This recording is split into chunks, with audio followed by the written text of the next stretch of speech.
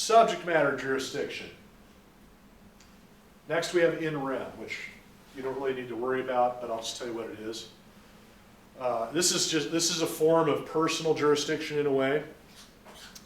Rem in Latin refers to a physical thing, a physical item. So this is jurisdiction that occurs when you own a physical asset of some type in the location where the court is situated. And because you own, maybe it's a house or an office building or an airplane or a ship, it's actually where it came from as maritime law. If you own an asset within the jurisdiction of the court will have authority over that asset.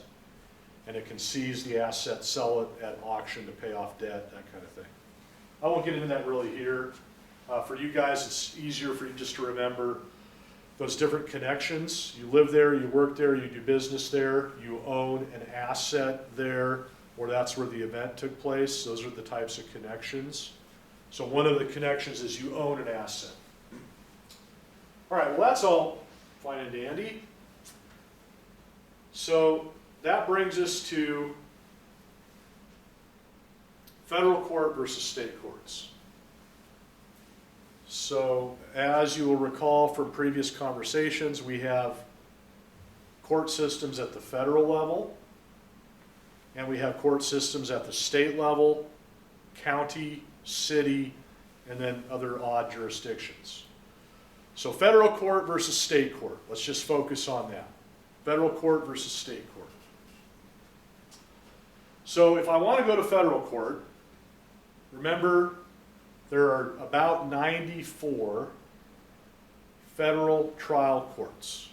There's actually a few more than that, but for purposes of this class, 94 federal district courts. Those are the trial court in the federal system. So if I want to file a case versus about 6,000 state trial courts, right? 94 versus 6,000. So there are more trial courts in the state court system than there are federal courts by a factor of what, 600? So the idea is most cases, both criminal and civil, are going to be in a state court. Federal court, there's only 94 courts, much less in terms of activity because there are less courts. And the reason for that is federal courts are really reserved for two types of cases, where state courts are going to handle pretty much everything else. So in order to go to federal court, you have to have a case that falls under one of these two types of federal jurisdiction. Now I'm going to start off with letter B because it's easier to understand. So one way, or one type of case, is a case based upon federal law. So if I want to go to federal court and my lawsuit or the criminal case is based upon violation of a federal law, then I can go to federal court under what's called federal question jurisdiction. That means that federal law is the basis for the lawsuit or the criminal case in federal court, a federal crime. That's called federal question jurisdiction. If that is the case, then we can go to federal court. There are no minimum dollar requirements like there is in diversity jurisdiction. So my case I may be suing somebody for no money whatsoever, $0. Instead, I'm suing based upon, let's say, the Endangered Species Act. Maybe I'm a conservation group and I want to prohibit logging because it will harm an endangered species. So I go to federal court, I file a lawsuit. I'm not asking for money, I'm asking for what's called an injunction. That is a judge to order the logging company not to log that area because it impinges upon environmental and other habitat. And therefore, that's federal law, Endangered Species Act, so therefore I can go to federal court. Or maybe it's a civil rights violation, which is also federal law, or maybe it's a federal crime. So long story short, if there's a federal law involved, you can file in federal court every time. Now, sometimes you may not want to. We'll get into why and how in just a moment. Case involves federal law, no dollar minimum requirements, go to federal court. So federal law, federal court. Simple enough, right? That's called federal question jurisdiction. Federal law. Now, the other way you could go to federal court is through what's called diversity jurisdiction. Diversity jurisdiction, diversity means people live in two different places. They don't live in the same state. Diversity of residency. So the idea of diversity jurisdiction is that the lawsuit is based upon a state law, not federal law, but a state law, and you don't want to go to state court, you want to go to federal court for various reasons.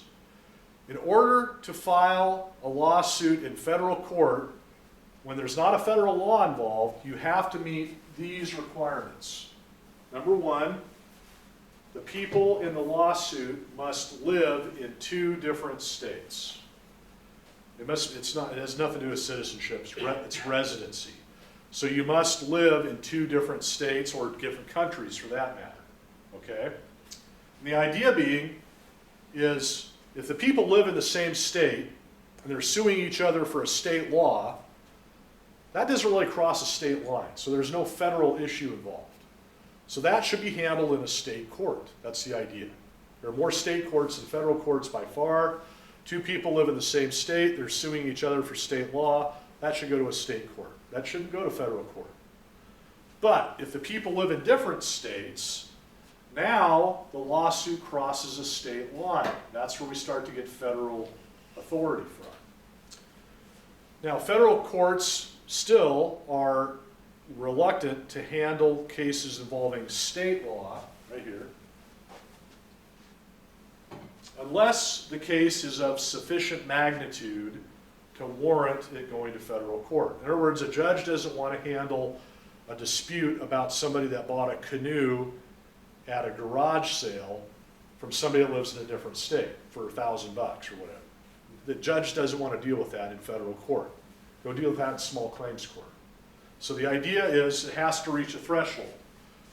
Currently the threshold is $75,000. That's going to go up probably to $250,000 or maybe even $1 million. So the idea is if I want to sue somebody in federal court, one, I have to show they live in a different state, and number two, I have to show that the value of the lawsuit exceeds $75,000. If I can't meet both of those requirements, then a federal judge is going to throw out the case and send us back to state court, basically. All right? So, how does this all work? Well, let me give you an example of what I'm talking about in the calculus that we go through. This is actually a case that I had years ago. So I had a client that lived in McMinnville, Oregon, just about 25 miles north of here, right? And the client, right here in Yamhill County. So he was a helicopter pilot, worked for a company out of McMinnville at the time. Former military, then went into civil aviation. And so at the time, the company was down in Georgia, and they were doing a logging job in Georgia. So the helicopter pilot would fly the helicopter out into the woods, and then they would pick up the logs that had been cut in a bundle, and then helicopter them out and drop them into a loading area. And then they load them onto log trucks, semi-trucks, and haul them off to the mill, right? We do the same thing here in Oregon all the time. So the pilot was down there in Georgia, and they finished up with the job at this one area, and they were going to transport the crew and the helicopter to a different logging job. I don't remember where now. This was 20 years ago. But they were going to move they were like up in the foothills of Georgia, and they were going to move their whole logging operation somewhere else. I think it was out of state if I remember. But long story short, They put the helicopter on a flatbed semi-truck. They don't fly it more than about 200 miles. Fuel, wear and tear, plus you got to pay pilot flight time versus downtime. So, because the pilot gets paid more when they're flying. So they're going to truck the helicopter on a flatbed trailer with a semi-truck to a different location. So the helicopter pilot was a passenger in the semi-truck. They're coming down off the mountain. Again, this is out in the middle of nowhere, Georgia, up in the pine forests. And as they're coming down, another log truck's coming down and blows through what would amount to a stop sign, a little logging road onto a main road. My guy was on the main road, passenger. And the log truck comes down and T-bones him, runs into him. Now, they weren't going real fast, about 15 miles an hour. But nevertheless, you got semi-truck hitting semi-truck. So my client was in the passenger seat, got jostled around pretty bad, injured his neck. So he went to the emergency room there in Georgia and had x-rays done. There was nothing broken, nothing major, primarily soft tissue, that is muscle strain, which a lot of people say whiplash, right? But nevertheless, could not move his head. Now, if you're a pilot and you can't move your head, especially in a helicopter where you're looking down and you're not flying. So he got grounded because of the injury. So flies home to Oregon the next day, gets discharged from the emergency room in Georgia, flies home to Oregon up in McMinnville, goes and sees doctors up there to do follow-up, had an MRI, and physical therapy and that kind of thing. All right, so he had about, if I remember, about 10,000 in medical bills. Right? Ended up that it was not serious permanent injury. The pilot was off work for about 2 months, maybe 3, I don't remember exactly. But 2 months is kind of sitting in the back of my brain. So missed out on 2 months of wages. So at the time made about $10,000 a month in income. So lost 2 months of wages. So basically sat at home and watched TV for 2 months. Pain in the neck, did physical therapy, but it all went away. Eventually was cleared to fly again, everything was good. So 2 months off of work, 10,000 medical, 20,000 in lost wages, so what's that, 30,000? In economic damages. All right. So now, back to my math. So the incident occurred down here in the middle of nowhere, Georgia. My client lives in Yamhill County, Oregon, comes in to see me in my office here in Monmouth. I knew him from other things. And so wants to sue the truck driver and the company that ran into him for the damages he sustained. So I'm in Oregon, I'm not licensed in Georgia. Where would I like to be able to file the lawsuit, if I could? In Oregon, right? That's where I am. That's where my client lives. That's where his most recent group of doctors are. Plus, I'd like to make the company in Georgia come out to Oregon court and defend themselves, because it's going to add expense to them, so they're more likely wanting to settle with me, so we don't have to go to court, because I'm trying to settle the case. So I've got to go through and figure out where can this lawsuit be filed. So first of all, we know we have to file in a trial court. We know we have to have personal connections. We know we have to have subject matter. So where is the first place you should always look again? First place, what court? Where the event took place. You can always file there.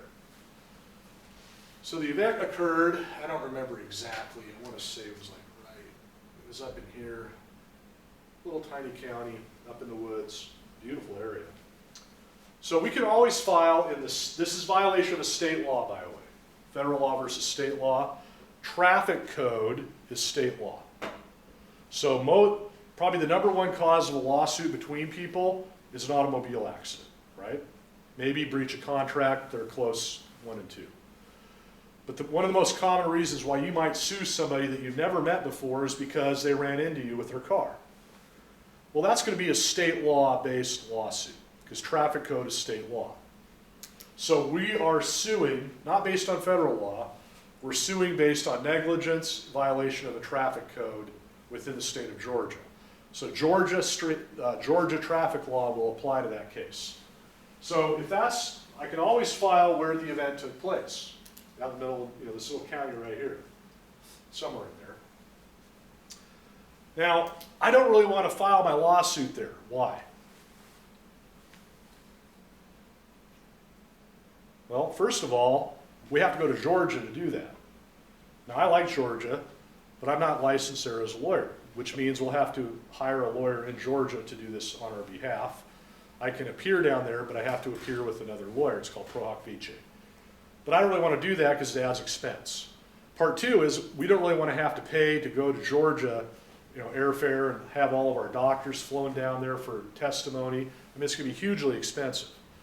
So we prefer not to file there. But we know, no matter what, the court where the accident occurred will have jurisdiction. Personal connection with the drivers, the companies, that's where it happened. But I don't want to file there. There's another reason why I don't want to file there.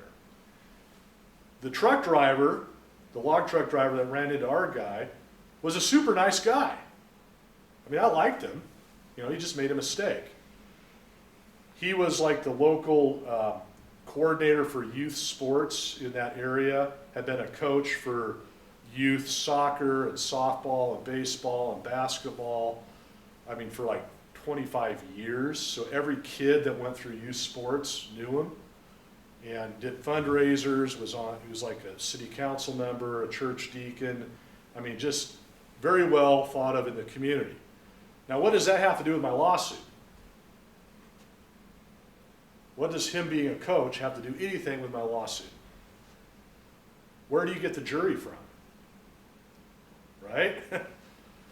So if I file in that little tiny county there, and we ask for a jury trial, pretty much good chance that people are going to know him personally or at least have heard of his reputation. Plus now we're suing a local. Some lawyer from out there in Oregon coming down here to our local area and suing one of our best. So I'm not going to get a very good reception. It's kind of like you'd rather be on your home field, home field advantage in sports, right? You'd rather play it most of the time, you'd rather play at home. So I don't want to get hometown, is what I'm leading up to. This happens in law too, it's just like sports, right?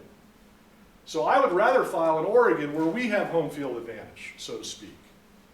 But what's the problem? I can't file in Oregon because, back to personal jurisdiction, the truck driver in Georgia has nothing to do with Oregon, has never been to Oregon, doesn't really even know where it's at on a map. The company he's working for has nothing to do with Oregon. There is no personal connection with Oregon, so that's out. So we have to file in Georgia. All right, well, we may have an alternative to the small little court right there. What would be our alternative be? Does anybody know? That's state court. What other type of courts do we have? Federal, right. So maybe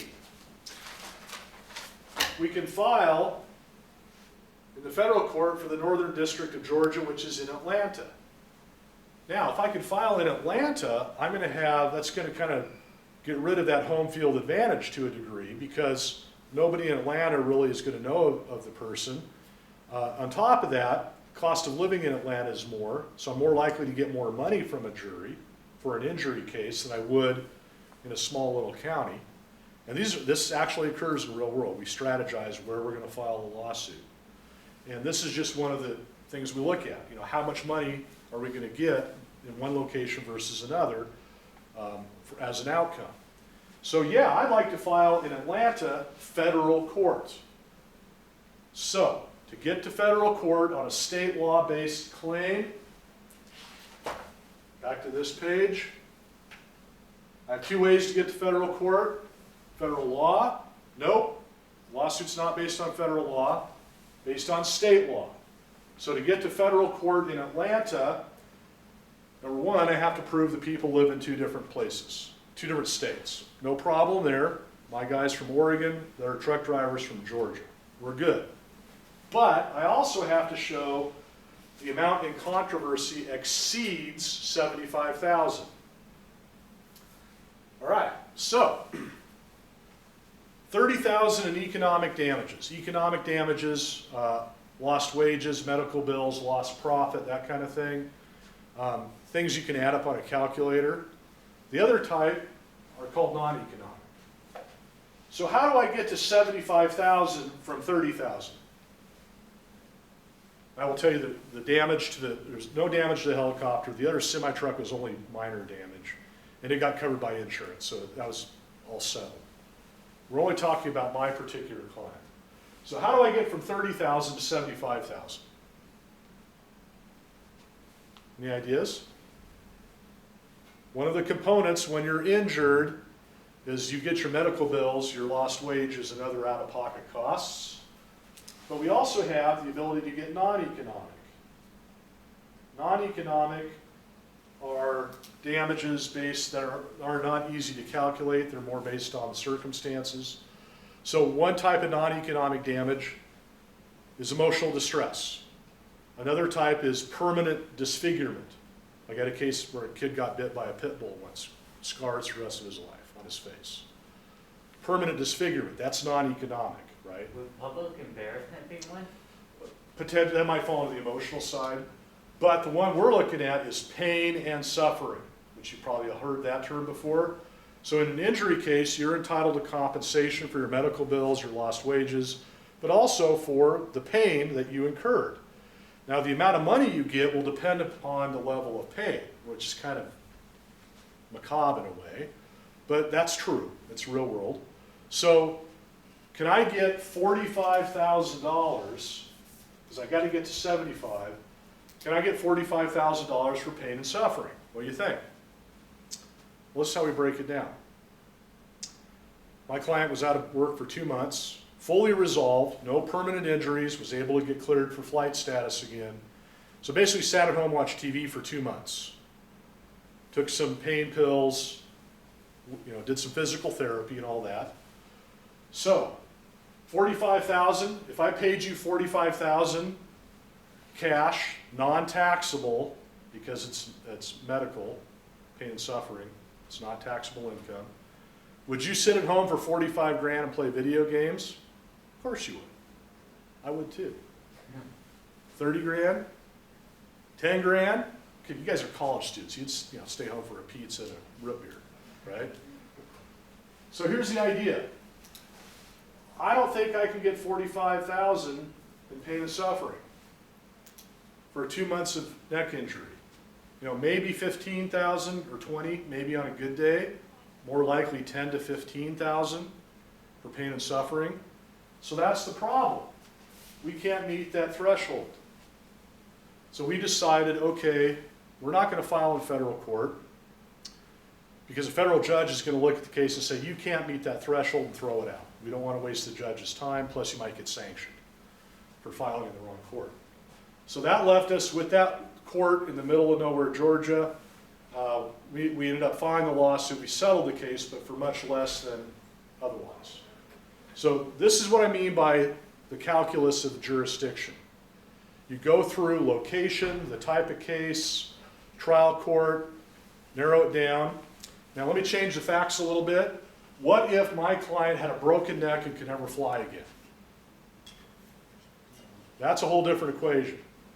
Making them between $150,000 and $200,000 a year, 20 years of work in front of them, that's a multi-million-dollar lawsuit, right? So now, where could we file? State court or federal. So 2 courts, we call that what type of jurisdiction? With 2 courts. Concurrent, remember? In our case, it was only that 1 court, so that was exclusive.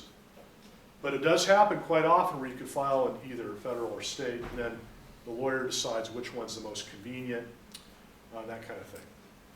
All right, we are out of time for today, so I'm going to wrap that up. And next class, we're going to continue on talking about courts. So we'll see you then.